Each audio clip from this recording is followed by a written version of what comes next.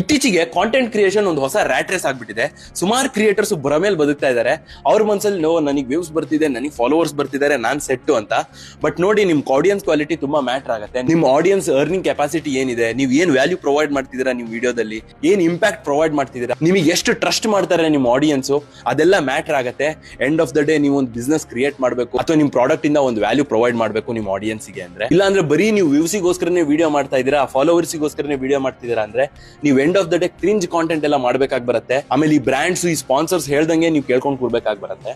So ಹಾಗಾಗಿ ಈ content creation ಇಂದ ನಿಮ್ದು ಒಂದು ಪರ್ಸನಲ್ ಬ್ರ್ಯಾಂಡ್ ಬಿಲ್ಡ್ ಮಾಡ್ಬೇಕು ಅಂತಿದ್ದೀರಾ, ಸೊ ನಿಮ್ದು ICP ಕ್ರಿಯೇಟ್ ಮಾಡ್ಕೊಳ್ಳಿ, ಐಡಿಯಲ್ ಕಸ್ಟಮರ್ ಪ್ರೊಫೈಲ್. ನೀವು ಯಾವ ಆಡಿಯನ್ಸಿಗೆ ಟಾರ್ಗೆಟ್ ಮಾಡ್ತಿದ್ದೀರಾ, ನೀವ್ ಏನ್ ವ್ಯಾಲ್ಯೂ ಪ್ರೊವೈಡ್ ಮಾಡಬೇಕು ಅಂತಿದ್ದೀರಾ ನಿಮ್ಮ ಆಡಿಯನ್ಸ್ಗೆ. ಸೊ ಮುಂದೊಂದ್ ದಿನ ನಿಮ್ದು ಪ್ರಾಡಕ್ಟ್ ಇಂದ, ಅದು ಡಿಜಿಟಲ್ ಪ್ರಾಡಕ್ಟ್ ಆಗಿರ್ಲಿ ಅಥವಾ ಫಿಸಿಕಲ್ ಪ್ರಾಡಕ್ಟ್ ಆಗಿರ್ಲಿ, ಅದರಿಂದ ಏನ್ ಪ್ರಾಬ್ಲಮ್ ನೀವು ಸಾಲ್ವ್ ಮಾಡ್ಬೋದು ನಿಮ್ಮ ಆಡಿಯನ್ಸ್, ಅದನ್ನೆಲ್ಲ ಮುಂಚೆನೆ ಫಿಗರ್ ಔಟ್ ಮಾಡ್ಕೊಳ್ಳಿ.